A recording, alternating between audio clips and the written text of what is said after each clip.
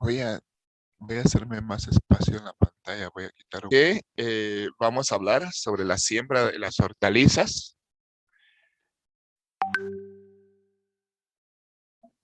Un proceso bastante importante porque es el arranque, es el inicio del tema de la producción en esta área de la producción agrícola, en esta área de la producción agrícola que es la producción de hortalizas. Recuerden ustedes que hablamos de que las hortalizas son de un manejo intensivo. Normalmente es en un tiempo pequeño, una atención constante y necesaria, cuidadosa. A eso nos referimos con intensivo, una atención constante del cultivo para ir, digamos, atendiendo sus necesidades, las necesidades del desarrollo de la planta. Y esto empieza desde la siembra. Entonces, al hablar de la siembra de las hortalizas, nosotros mencionamos que en esencia hay dos tipos de siembra, existen dos tipos de siembra. Bueno, con sus diferentes modalidades cada uno, ¿verdad? Pero en términos generales hay dos tipos de siembra, la siembra directa y la siembra indirecta, o sea, a través del uso de semilleros. Cada una de las hortalizas tiene su adaptación, tiene su preferencia, aunque no es así, digamos que obligadamente se tenga que adaptar a un tipo de siembra de estos dos que estamos mencionando. Sin embargo, dadas las características de la planta, pues es preferible, es más eficiente para cada hortaliza inclinarse o adoptar alguno de estos dos tipos de siembra que estamos mencionando, la siembra directa y la siembra indirecta.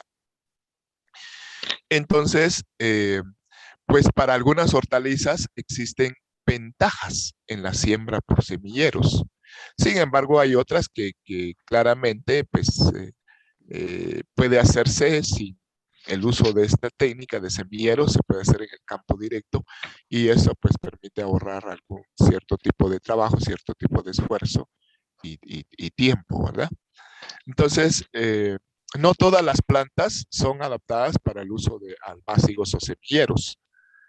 Eh, Básicamente, para tener una idea general, inicial, yo les digo que se prefieren sembrar en campo directo, o sea, en forma directa, aquellas hortalizas cuyas semillas son grandes, o sea, no requiere, digamos, un cuidado inicial de manipulación. Entonces, hortalizas con semilla grande, pues ya se, se, se prefiere, se elige la siembra directa. O aquellas hortalizas que se vayan a consumir la raíz, de manera que el proceso de trasplante pueda ser, digamos, un estrés, daño relativo al desarrollo de la raíz. Entonces, aquellas hortalizas que se van a sembrar para el consumo de la raíz es preferible hacerlo en siembra directa también. Y también aquellas hortalizas que tengan un desarrollo más fuerte, digámoslo así, más rústico, ¿sí? Entonces se prefiere eh, hacerlo por siembra directa. Bueno, eh,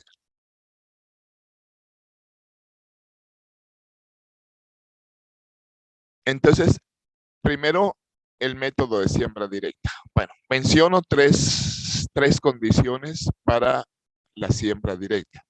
Primero, aquellas hortalizas, ya le había dicho, cuya semilla sea relativamente grande, entonces se puede manipular directamente en el campo por siembra directa.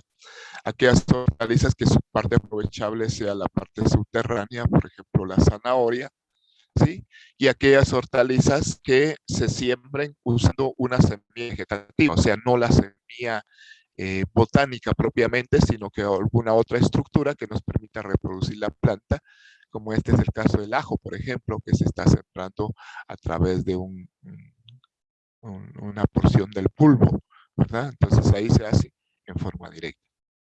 ¿Ah? Entonces, repito, hortalizas de semilla grande Ejemplo, pepino, calabaza, que son cucurbitáceas, ejote, que es una leguminosa, y otras más. ¿Ah? Las semillas cuya parte consumible sea la raíz. Se prefiere también hacerlo en forma directa para evitar el estrés o alguna manipulación o daño que pueda ocurrir en la raíz. Por ejemplo, la remolacha, el rábano, la zanahoria. Y las hortalizas que no requieran cuidados especiales en su primera fase, ¿verdad? Y cuando la semilla o el material que se está utilizando para la reproducción es diferente, es distinto de la semilla botánica, como en el caso, este caso del ajo que está sembrándose aquí en forma vegetativa. ¿Ah? Bien,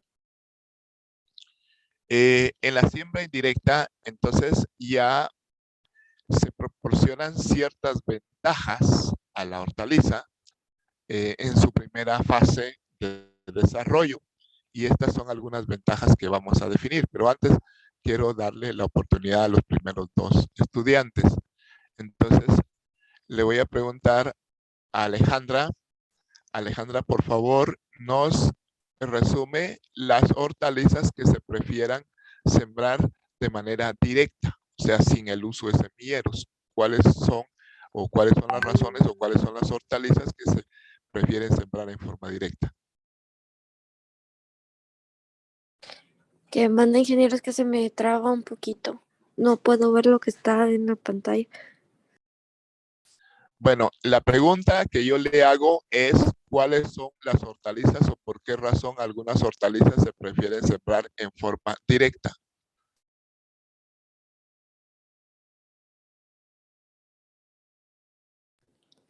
Eh,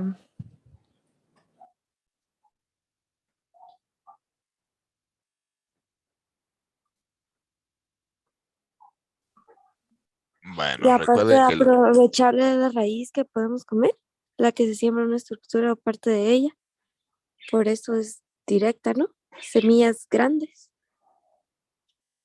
bueno, está bien. Gracias, Alejandra. Siempre manténganse atentos porque en cualquier momento les puedo preguntar y usted puede decir lo que hemos dicho aquí o algún conocimiento adicional que usted tenga, alguna experiencia adicional que usted tenga, ¿verdad?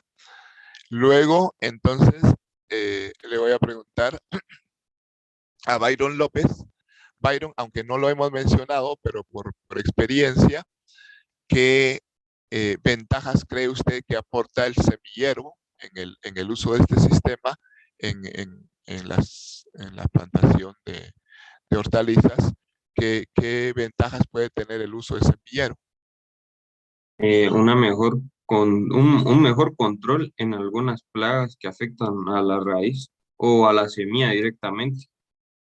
Y también un mejor desarrollo en la planta, porque como probablemente se trabaje en invernadero, se le puede dar una mejor luz, mayor cantidad de agua y controlar sus minerales.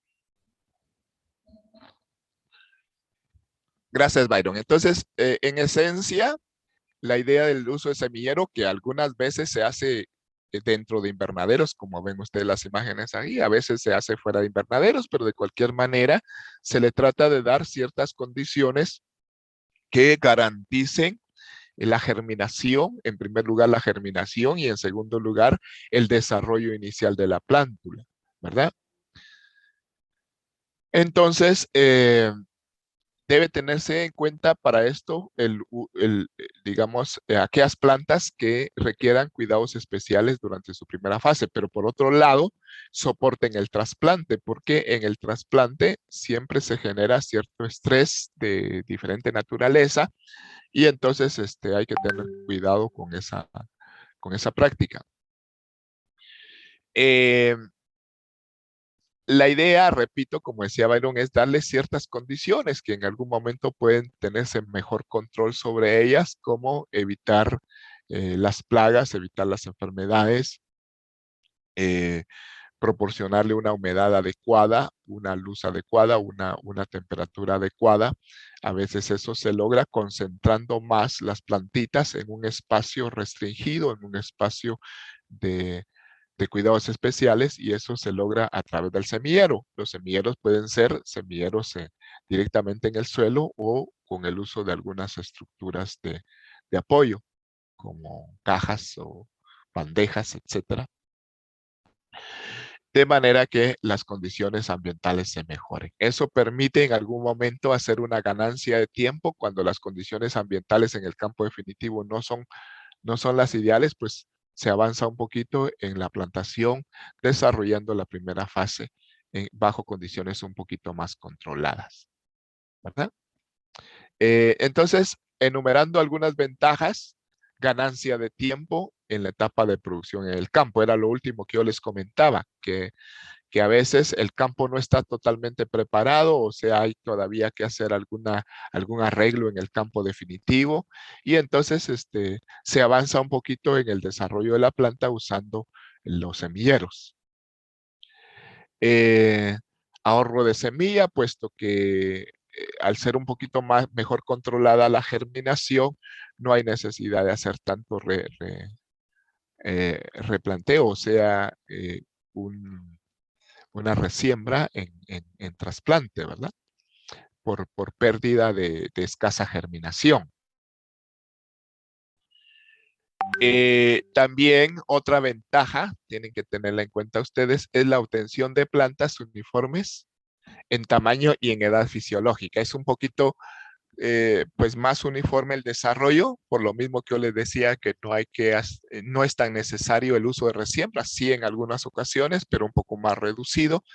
Entonces, todas las plantas van a tener un desarrollo uniforme y una misma edad fisiológica, lo que permite tener una mejor aplicación de las labores culturales como la fertilización y la cosecha. Hay buena distribución por lo mismo de la plantación en el terreno definitivo. No se dan aquellos manchones por, digamos, errores o fallas en la germinación de la semilla. Facilitan el manejo agronómico y protección en las primeras etapas de cultivo, puesto que, como ya les decía, uno tiene un poquito más concentradas, más a la mano todas las plantitas.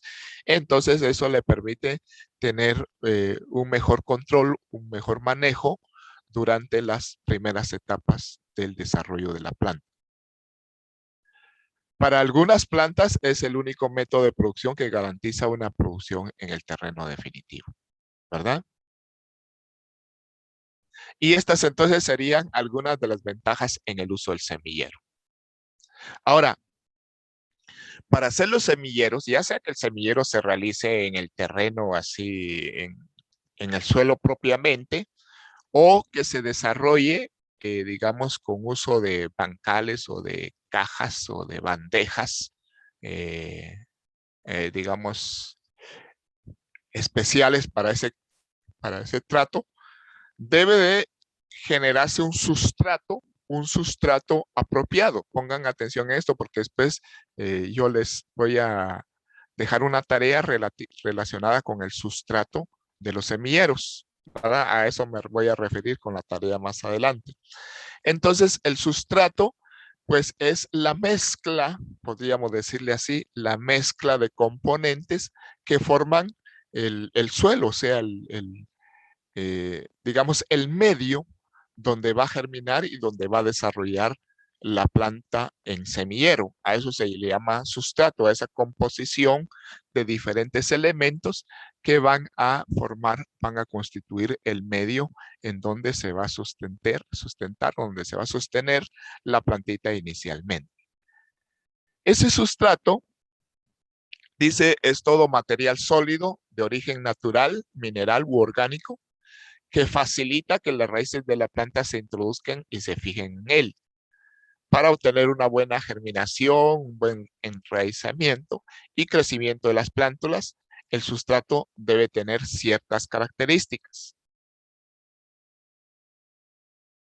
Una alta capacidad de retención de agua. O sea, es necesario en estas etapas que la humedad, la disponibilidad de humedad para la planta sea constante. entonces no es apropiado aquellos sustratos que pierden fácilmente la humedad. En este caso, empezamos a pensar un poquito en el tema de la materia orgánica y un poquito de arcilla, ¿va? La materia orgánica es, digamos, un sustrato, un componente que puede retener la humedad y poder intercambiarla más adelante con la planta. Suficiente espacio para circulación del aire, o sea, no debe ser un estrato así muy compacto, digámoslo así, que no haya, digamos, suficiente respiración a las plantas, que no haya suficiente desarrollo radicular, sino que se mantenga siempre cierta disponibilidad del aire. Buena porosidad, adecuada disponibilidad de nutrientes, baja velocidad de descomposición, un bajo costo también en el tema económico, el fácil manejo, estar desinfectado, eso es importante. Hay varios métodos de poder desinfectar ese sustrato. A veces se usan, pues, digamos, sustancias químicas como fungicidas, nematicidas, insecticidas, ¿verdad?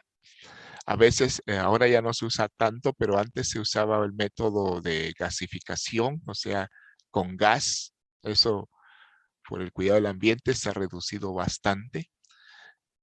También el propio sol, la exposición al sol durante varios días puede facilitar, digamos, en cierto momento, si se carece de otros medios, el uso de un material desinfectado.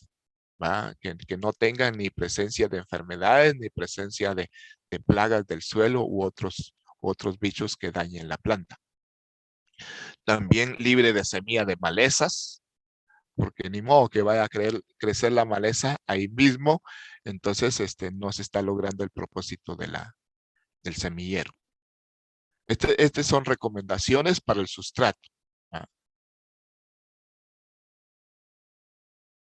A veces el agricultor formula, o sea, crea su propio sustrato. Ahí tiene que tener experiencia, cuidado y los materiales disponibles. Pero otras veces el agricultor prefiere, digamos, utilizar material que ya venden preparado como sustrato. O sea, hay lugares, hay casas comerciales que ya venden sustrato, ya puede ser un sustrato certificado que libre de malezas, libre de enfermedades y con las proporciones ideales para el enraizamiento y desarrollo de las plantas.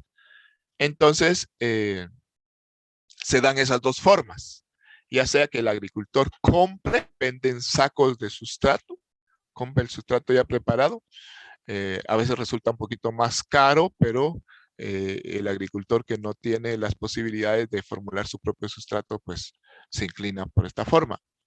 O a veces el agricultor tradicionalmente prepara su sustrato. Debe tener cuidado en ese caso para, en primer lugar, aplicarle proporciones apropiadas de componentes y, en segundo lugar, evitar que el sustrato esté contaminado, ya sea con semillas de malezas o con eh, componentes de plagas o enfermedades, ¿verdad?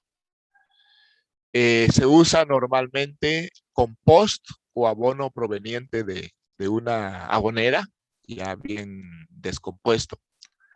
Fibra de coco como sustentador del sustrato, como agregado al sustrato. Arena para darle porosidad. Tierra fértil. O si se prefiere más elaborado, puede usarse suelo, compost, que es la parte que viene de la abonera, digámoslo así. Cascarilla de arroz, como elemento así estructural del sustrato. Gallinaza o humo de lombriz, pero bien desinfectado. Acerrín, bokashi. Bueno, el bokashi es un abono, es un término japonés, es un abono de un tratamiento especial. Vamos a hablar más adelante del bokashi con más detalle. Y también todo debe estar perfectamente desinfectado, ¿verdad? Esto es desde el inicio del semillero para poder formular el sustrato apropiado. Bien, entonces le voy a pedir, por favor, a Dafne García que nos hable un poquito del sustrato. ¿Qué cuidados o qué composición se recomienda para poder, digamos, preparar un buen sustrato?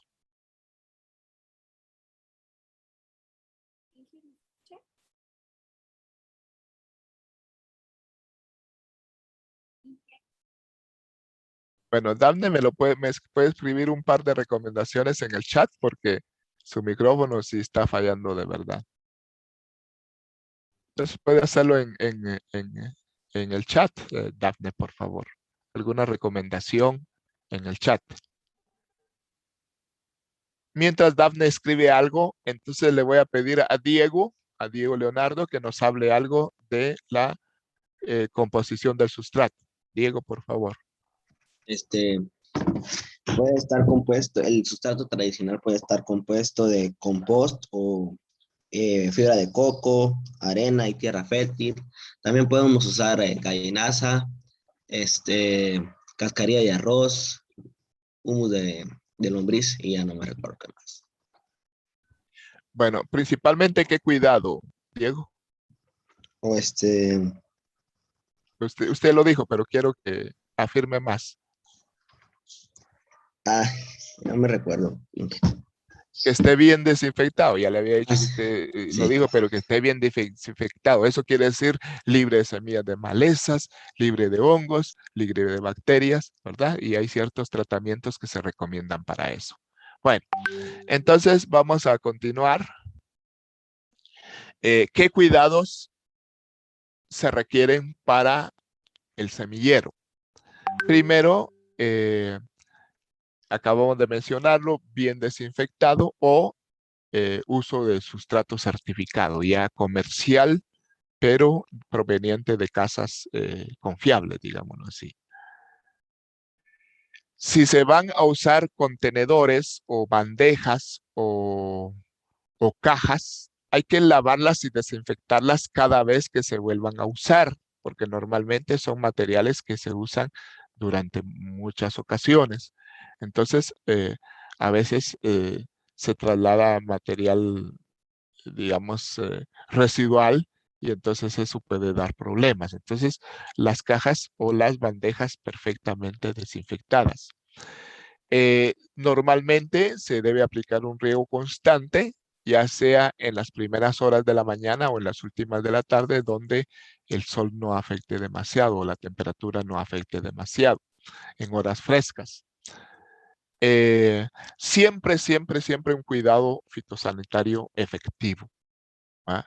En ese sentido, la desinfección de la herramienta es importante. A veces lo que se hace es llevar herramienta contaminada del campo al semillero y eso, como buenas prácticas agrícolas, pues no es tolerable, ¿verdad? También el operario debe de lavarse constantemente las manos. Es una práctica que a veces no rima con la forma tradicional del manejo de la agricultura, pero dentro de las buenas prácticas agrícolas es importante el cuidado que el operario tenga sobre el manejo del cultivo y el uso de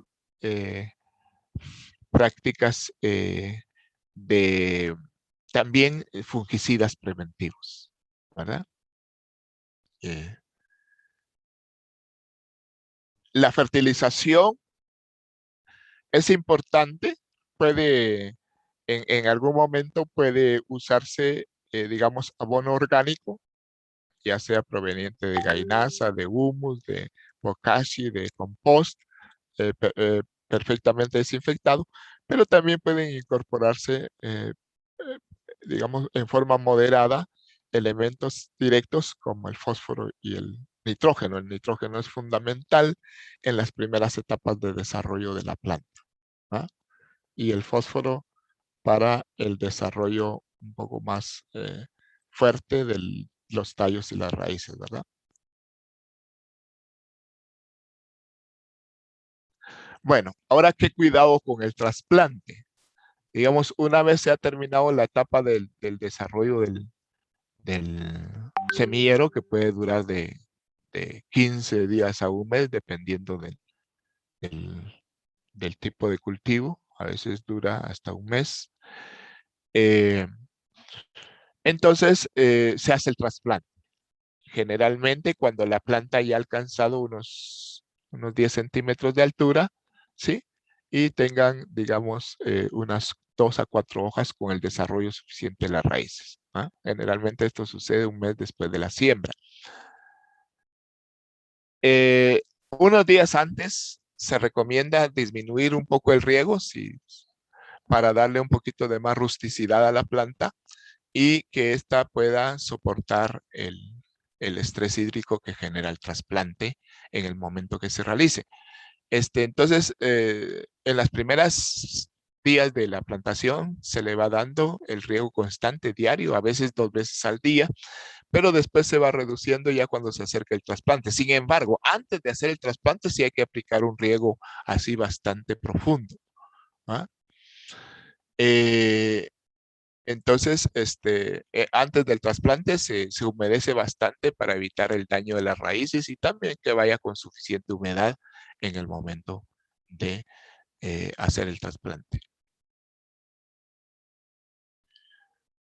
También regar el terreno en el momento de hacer el trasplante para que cuando llegue la planta encuentre un ambiente más o menos favorable para poder hacer esa etapa de transición.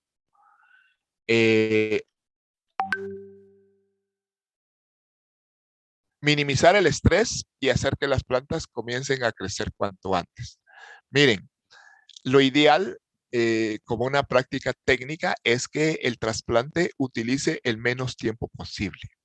A los otros grupos yo les comentaba de que a veces se ve una mala práctica aquí mismo en la escuela, la hemos visto de que la gente de campo que hace el trasplante corta o, digamos, traslada todas las plantitas ya con su raíz desnuda y empiezan a preparar el terreno ya teniendo la plantita ahí y todo el tiempo la plantita sobre el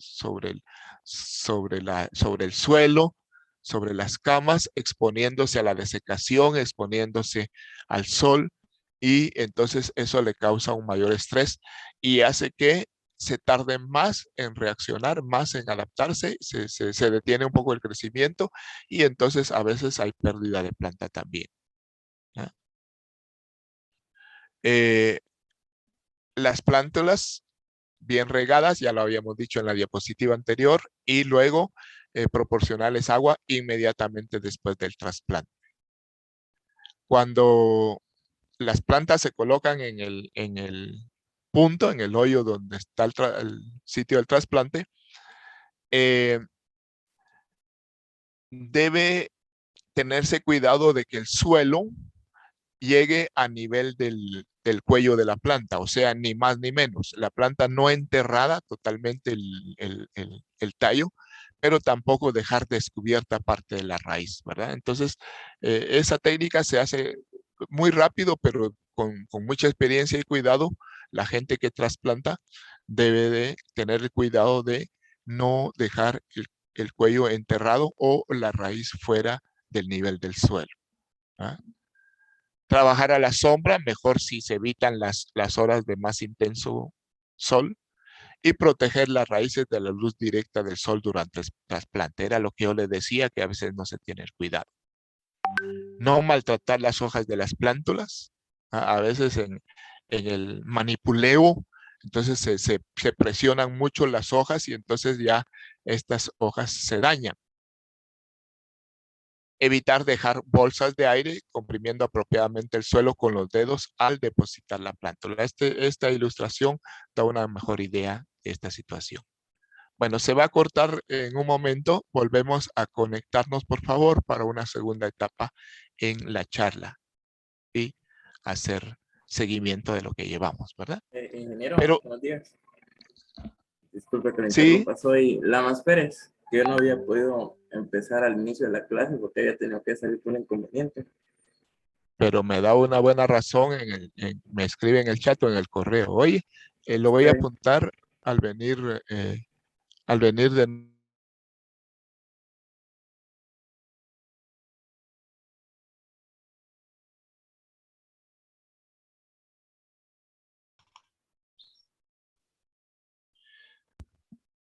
Bien, perdón, ¿quién? Lamas me decía que había tenido que...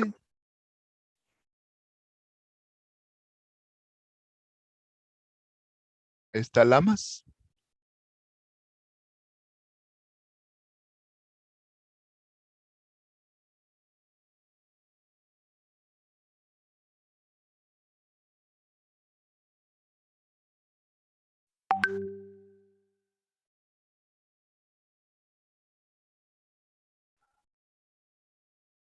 Bien, pregunto, Lamas me estaba dando una indicación, pero ya no pude atenderlo muy bien porque se iba a cortar. Entonces, le doy la palabra a Lamas.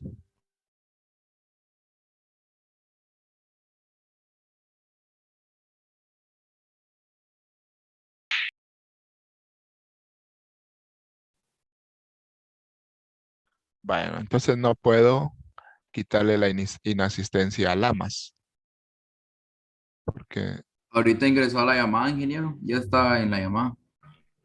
sí, pero mire. Lamas me lo indica, por favor. Sí, sí, ingeniero, hasta ahorita puedo entrar. ¿Me puede repetir, por favor?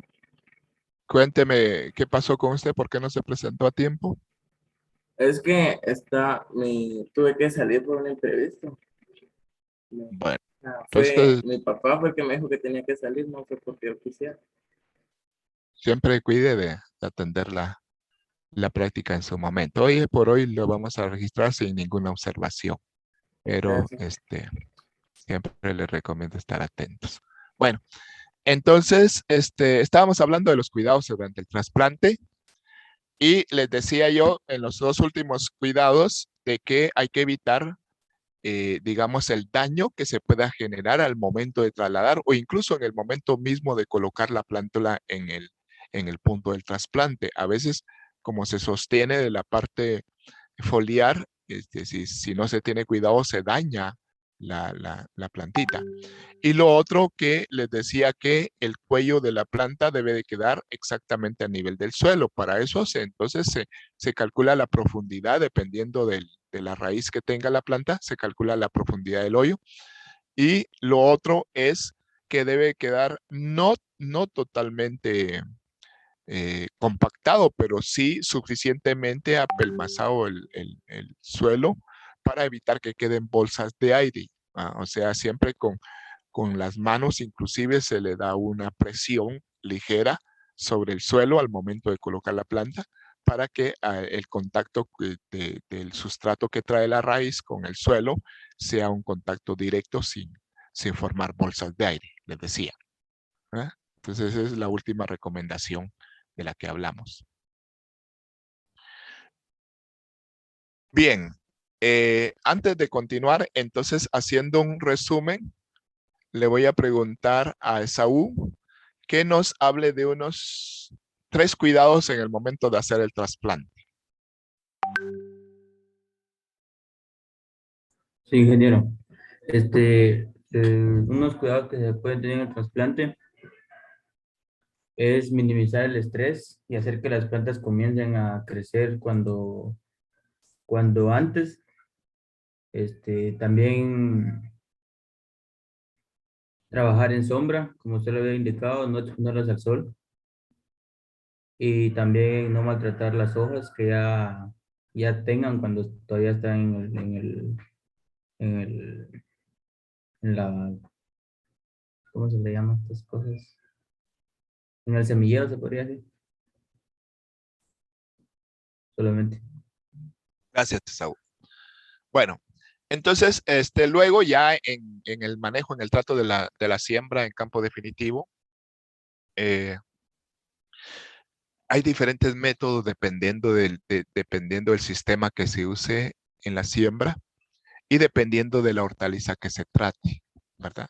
Ya más adelante vamos a hablar de algunas técnicas como cultivo combinado o rotación de cultivos, que es cuando, digamos, el cuidado que se tiene para ir variando en una misma ubicación el cultivo que se está estableciendo para evitar que plagas o enfermedades o, digamos, el mismo suelo se vaya degradando por la extracción de los mismos nutrientes, ¿verdad? Algunas recomendaciones técnicas es en cuanto a la rotación de cultivo o el uso de cultivos combinados. ¿Qué ventaja tiene el uso de cultivos combinados como lo muestra la fotografía? Bueno, pues una de las ventajas es de que, digamos, evita en cierta manera la proliferación de plagas, ¿verdad? Digamos, en algún momento el suelo no se degrada con la misma escala, digamos, con la misma rapidez, con la misma velocidad. Y pues se tiene variación en un espacio pequeño, variación, eso puede hacerse, digamos, en huertos familiares, ¿va? Variación de especies. La desventaja ahí es de que, digamos, que los cuidados ya son un poquito más complicados porque cada planta a veces requiere cuidados específicos, ¿verdad? Sin embargo, entonces, ¿qué distanciamientos se usan?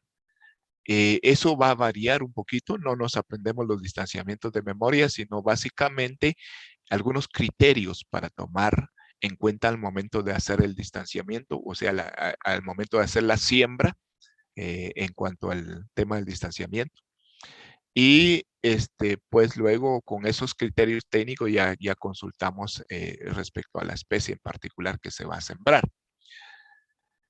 Bueno, entonces les hablaba el tema de rotación de cultivos, que es precisamente para evitar la continuidad de plagas o enfermedades o la degradación de suelos, etcétera. El cultivo en asocio o cultivo combinado en comparación con el cultivo puro, ¿verdad? Que ya le mencionaba algunas ventajas. Por ejemplo, en áreas pequeñas les decía, donde, por ejemplo, en agricultura familiar, el área es pequeña, entonces pues no se requiere tanta producción de una sola especie, sino que más que todo variedad.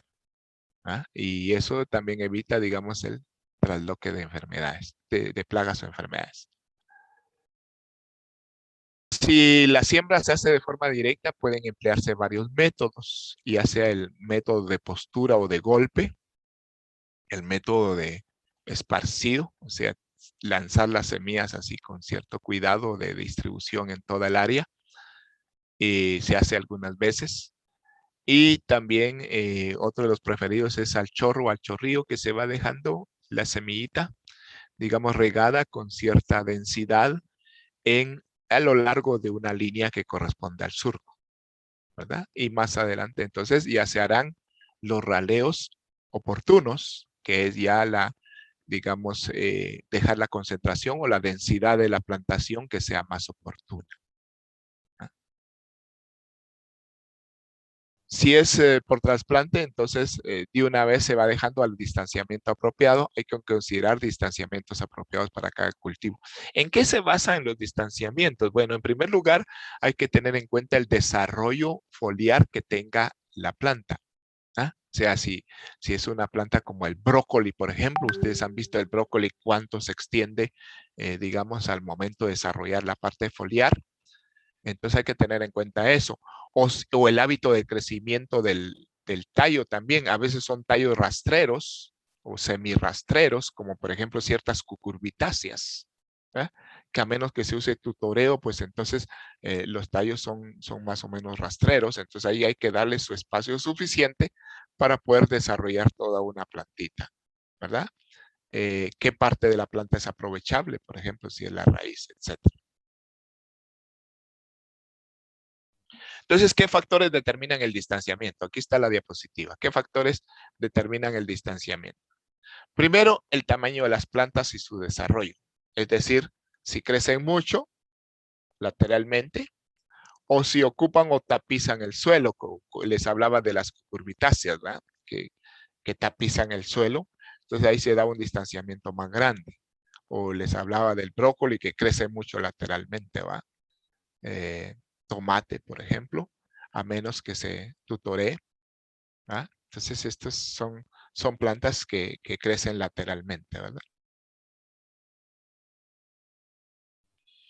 Es necesario ponerle el espacio suficiente, eficiente, o sea, ni muy extendido, ni muy cercano, para evitar, primero, que haya suficiente densidad que reporte digamos, una ganancia en la práctica del cultivo. Pero el segundo, que no esté, digamos, excesivamente denso, que genere plantas raquíticas, o sea, debido a la competencia de luz, aireación, y también las plagas y enfermedades, pues se propagan más cuanto más denso es el cultivo. ¿Ah? Entonces, a veces cuando están muy pegadas las plantitas, están compitiendo por buscar la luz y eso hace un desarrollo raquítico, un desarrollo, digamos, vertical rápido, pero raquítico. También las raíces, les hablaba de las raíces, qué desarrollo tienen las raíces, ¿verdad? No es lo mismo una cebolla que una zanahoria o un rábano, que tiene una sola raíz, con aquellas plantas que extienden mucho sus raíces lateralmente, ¿va? Como el tomate, las coles, tienen un sistema radicular mucho más extendido.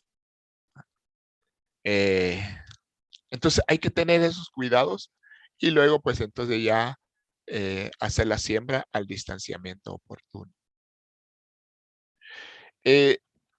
Si se tiene la experiencia o si no se tiene la experiencia, entonces se consulta literatura técnica confiable. Aquí, por ejemplo, yo les presento una tabla de distanciamientos. Cuando no hay mucha raíz, cuando no hay mucho desarrollo lateral, pues el distanciamiento es pequeño. Por ejemplo, ajo, acelga. ¿Ah? Cuando el desarrollo es bastante amplio, como el brócoli, el distanciamiento es mayor, como les decía, ¿va? La calabacita que se extiende o tapiza el suelo demasiado, entonces los distanciamientos son mucho mayores.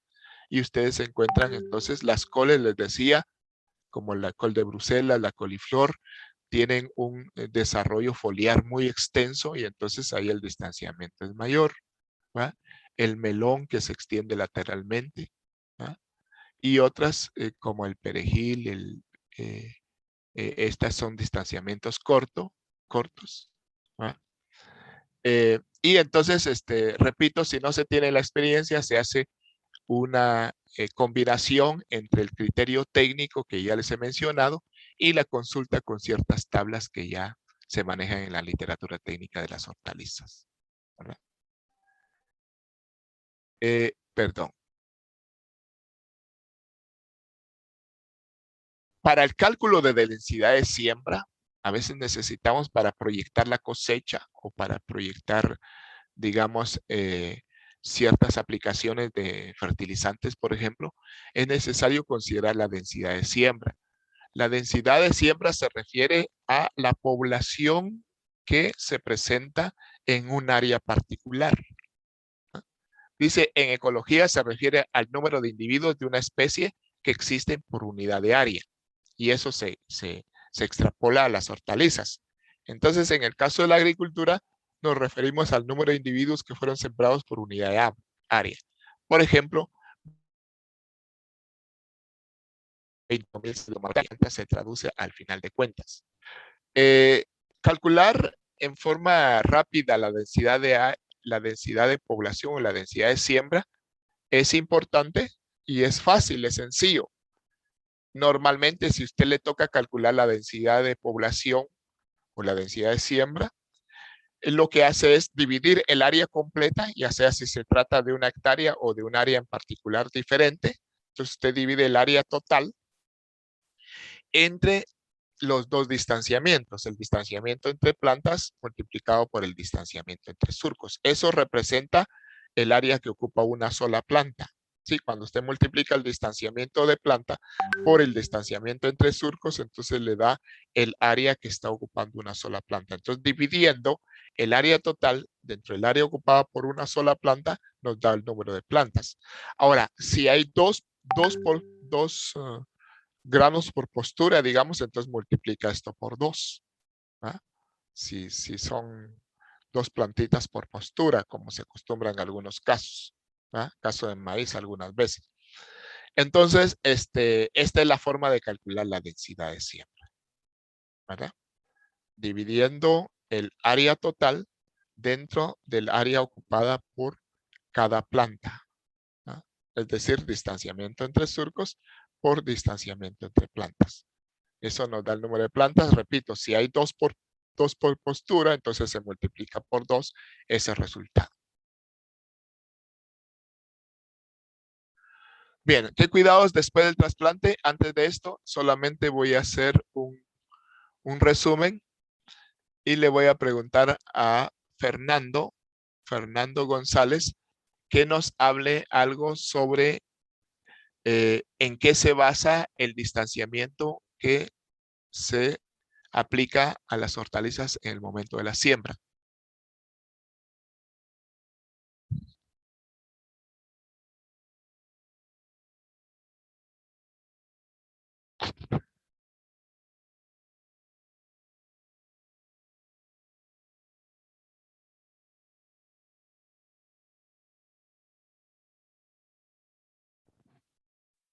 Bueno, el desarrollo de las raíces, el desarrollo foliar que tenga, es importante. El hábito de crecimiento también un poquito, ¿va? Si es rastrero o si es erecto. ¿Va? Gracias, Fernando. ¿Qué cuidados debe tenerse inmediatamente después de la siembra o después del trasplante? Bueno, dice realizar una fertilización previa, principalmente con material orgánico, pero cuidando de mantener un pH estable. A veces el material orgánico hace variar un poco el pH, entonces hay que tener cierto cuidado para hacer los ajustes ahí de pH que se requieran. ¿Ah? Pero sí es importante el uso de material orgánico. Mantener la humedad del suelo constante en las primeras etapas del cultivo. O sea, inmediatamente después del trasplante, pues en lo que se ajusta la planta, en lo que se pega, como se dice comúnmente, entonces hay que mantenerla bien humedecida en cuanto al suelo. Hay que estar cuidadoso si el pegue, o sea, la proporción, el porcentaje de prendimiento es ideal. Y si no, pues entonces estar atento para realizar las resiembras en el momento oportuno para evitar al máximo la diferencia de desarrollo o la diferencia de edad fisiológica que pueda haber en un mismo cultivo. Evitar en lo posible el ataque de plagas en esta etapa. Por eso un suelo antes del trasplante debe ser previamente bien preparado, ¿sí? La preparación del suelo, como les decía la otra vez, expone las plagas del suelo, como los zompopos o los gusanos del suelo, como el nochero o la gallina ciega, los expone al sol y los elimina, ¿verdad? O los expone también a los depredadores como los pájaros. Bueno, estas son algunas recomendaciones entonces bastante básicas en cuanto al manejo de la siembra y post-siembra, o sea, la primera etapa del desarrollo del cultivo. Antes de ver la tarea, porque ahí tengo el tema de la tarea, pero antes de ver la tarea, vamos a hacer por último un reconocimiento de algunas de las semillas de especies de hortalizas para que usted las conozca, así como conocimos la vez pasada, reconocimos la vez pasada la planta en sí. Entonces, ahora que estamos hablando de la siembra, esto deberíamos de hacerlo en forma directa, pero ya ven, no se puede, tenemos que hacerlo así en forma virtual. Entonces, un primer reconocimiento de algunos tipos de semillas para que usted sepa qué es lo que está manejando en el momento de la siembra. Entonces, aquí está una tabla adicional. Yo voy a subir más adelante el momento de hacer una siembra, ¿sí? ¿Qué densidades se obtienen? ¿Qué densidades por 10 metros cuadrados? Usted lo puede extrapolar y el rendimiento proyectado y el ciclo de vida para la producción de ese cultivo. Entonces son tablas que normalmente, en cuanto al tema de las semillas, entonces, esta es la semilla de la selga. ¿Se recuerdan del nombre técnico de la selga? ¿Alguien me lo dice? Ya lo hemos mencionado. Beta vulgaris, variedad cicla. Correcto, es la Beta vulgaris variedad cicla. Entonces, Esta semilla, la selga y la remolacha pertenecen a una misma especie botánica, diferente variedad botánica, ¿ah? De manera que las semillas se parecen un poco. Y la forma que fue en cuanto a la selga y la remolacha. La selga y la remolacha ambas son beta vulgaris, solo que la remolacha es beta vulgaris variedad crasa, la selga es beta vulgaris variedad cicla. Esta es una semilla de cebolla. Aquí está un poquito para que ustedes vayan reconociendo ese tipo de semilla también. La cebolla, Allium cepa, se recuerda el nombre. Siempre vamos a ir manejando en este módulo los nombres técnicos para que usted se vaya familiarizando mucho más con ellos. Entonces, la cebolla, la semilla de cebolla. Este es el repollo. Su semillita es así redondeada, pequeñita, bastante pequeña. El repollo es una crucífera, Brassica oleracea, variedad capitata, ¿verdad? Y esta es su semilla, como pueden ver ustedes. Cuando están aquí, a veces les pedimos que hagan una colección de semillas, pero ahorita se torna imposible, porque en la colección de semillas, cada quien consigue un tipo de semillas y luego se intercambian para tener muestras de cada uno.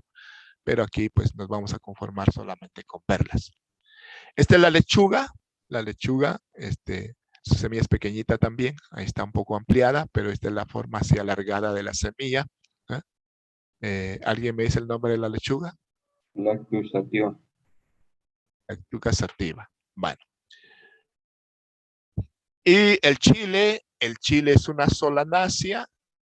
Sus semillas son bastante similares entre la berenjena, el chile y el tomate. Sus semillas son bastante similares. Tienen esta forma aplastadita, o sea, plana la semilla.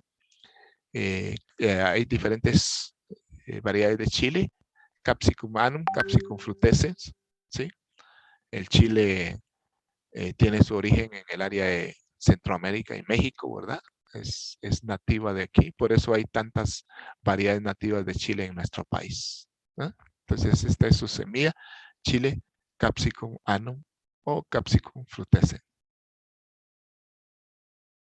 Ahí tenemos el pepino es una cucurbitácea. Creo que todos ustedes se han comido un pepino, conocen la semilla.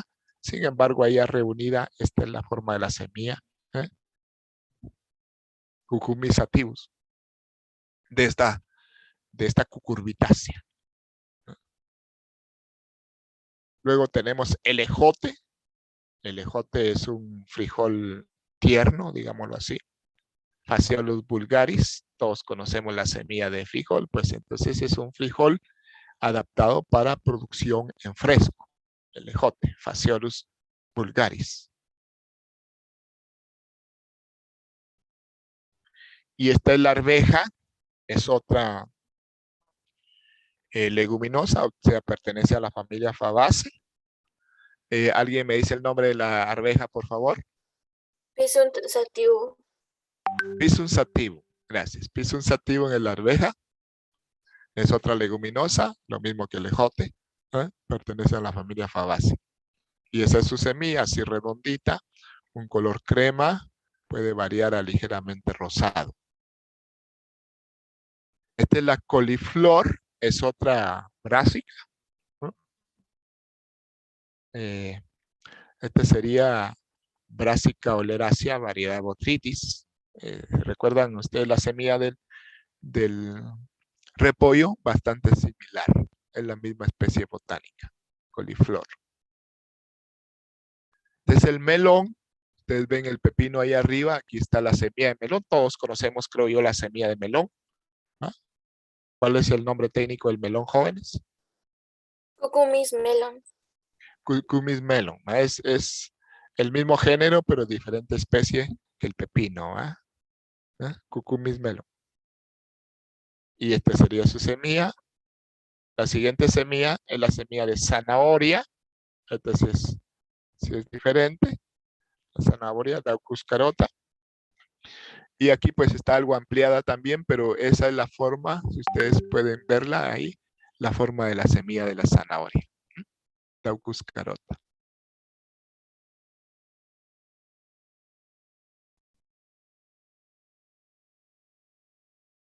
Y por último, aquí tenemos haba. Creo que todos conocemos el haba. ¿Ah? ¿Alguien me dice el nombre técnico del haba, por favor?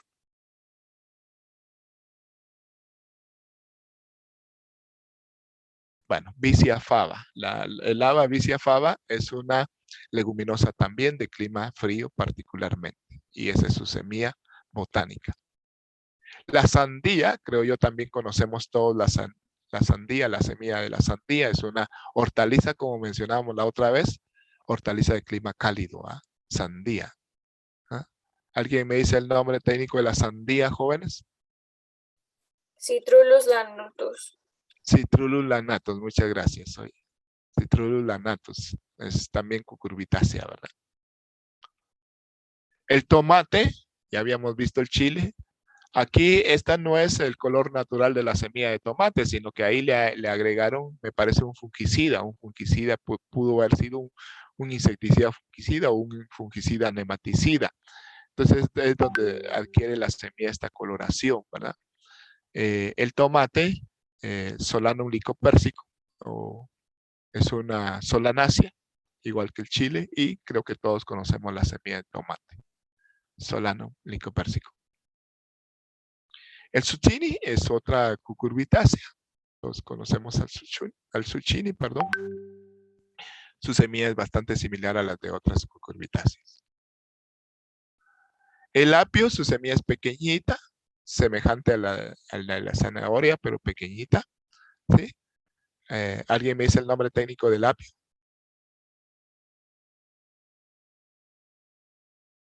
Es Apium graveolens. Apium graveolens, gracias. Y por último, la berenjena. La berenjena es otra solanácea, ¿eh?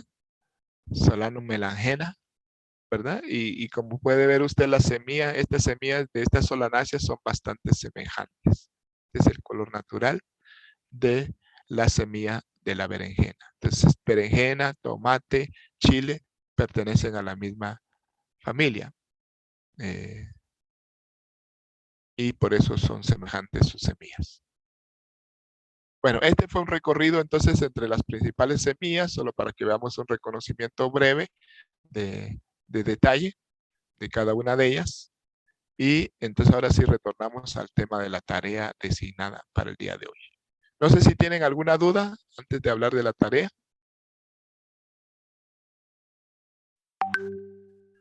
Bueno, recuerda que la tarea, usted está haciendo una tarea global para el módulo y estas tareitas le van ayudando para eso, que son tareas particulares para cada uno de las sesiones o de las rotaciones de módulo. Entonces la tarea para la rotación número 2 sería la siguiente. Tienen que investigar, número 1, para 10 hortalizas que se siembren en su área, en su región donde usted viva. Escoge 10 hortalizas y entonces me va a ubicar en un informe estos tres datos, estas tres informaciones. Número 1, distanciamiento de siembra recomendado para esa hortaliza. Y con ese distanciamiento de siembra, ¿qué densidad de siembra se logra? Entonces, estas dos cosas, distanciamiento de siembra y densidad de siembra. Número 2, el ciclo del cultivo. ¿Cuántos días desde la siembra hasta la cosecha? Y número 3, los rendimientos que se esperan para cada una de esas 10 hortalizas. Y una pregunta. Luego, Disculpe. sí, pregunte, por favor. Para el cálculo de densidad de siembra, vamos a utilizar de referencia a 1 hectárea. Sí, pueden usar de referencia a 1 hectárea, aunque alguien lo puede hacer por cuerda, pero mejor uniformicemos todos por hectárea, porque les decía que esto está en función del área base que usted proponga. Está en función del área base que usted proponga, pero lo vamos a proponer como 1 hectárea. ¿Verdad? Bueno, en el segundo tema dice materiales que se comercialicen en el mercado para sustrato de semilleros y costo aproximado. ¿Se recuerdan que hablamos de que el sustrato para los semilleros el agricultor lo puede preparar, pero requiere mucha experiencia, cuidado y la disponibilidad de los materiales? Y si no, lo puede comprar ya preparado. Pues aquí hablo de este segundo caso. cuando el material se compra en el mercado, ¿qué tipo de materiales venden en el mercado? Por favor, averigüe eso, investigue eso. ¿Qué tipo de materiales se usan, se venden en el mercado para sustrato de semilleros y cuánto cuesta? Y número 3, el costo de semilla para 3 hortalizas importantes que se produzcan en su región. Ya no lo hacemos para las 10 hortalizas que dijimos, no, porque esto es un poquito más complicado, pero me averigua el costo para el costo de la semilla para 3 hortalizas importantes de su región. Esto usted lo pone en un trabajo que puede ser Word, PowerPoint o como usted quiera y me lo envía a la dirección de correo que hemos propuesto en la tarea anterior. ¿Ah?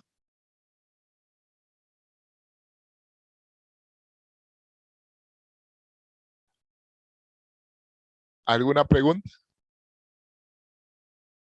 Cualquier otra duda, me la consulta en el chat. Por favor, no olviden de poner su nombre, porque a veces hacen consultas y yo no sé ni quién me está hablando, porque como le dije la otra vez, no tengo registrado los teléfonos de todos ustedes.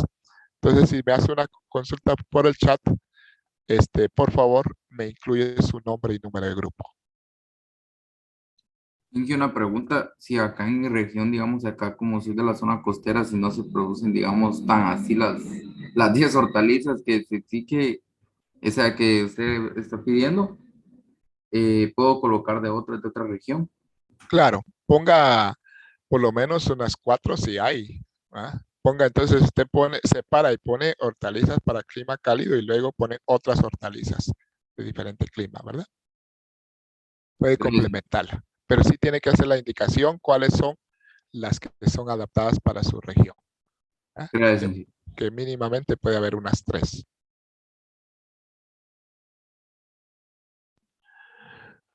¿Para cuándo es? Dice la tarea. Vamos a dejar el mismo plazo de 6 días antes de que se llegue la rotación para el siguiente módulo que se tenga, pero usted envíela en cuanto le sea posible. Mejor si de una vez hoy la prepara, el tiempo que le queda disponible del uso del módulo el día de hoy. En lugar de estar trabajando en el campo, que es lo que debería estar trabajando, usted se pone a trabajar en su tarea. ¿va? Pero en todo caso tiene un plazo máximo de 6 días. No se atenga al último día porque a veces alguna cosa falla el último día y entonces eso ya genera problemas. ¿Algo más? Bueno, si no hay nada más, entonces estaríamos pendientes. Cualquier otra duda, poder consultarla a través del chat. Y estén pendientes de la próxima convocatoria también. Además de eso, les sugiero que hagan la tarea cuanto más pronto mejor. ¿Verdad? Entonces, si no hay más dudas, entonces, bueno, les deseo feliz día y sigan trabajando como siempre. Gracias, ingeniero, igualmente. Pase Gracias, buen día. ingeniero. Feliz día. Bueno, feliz día.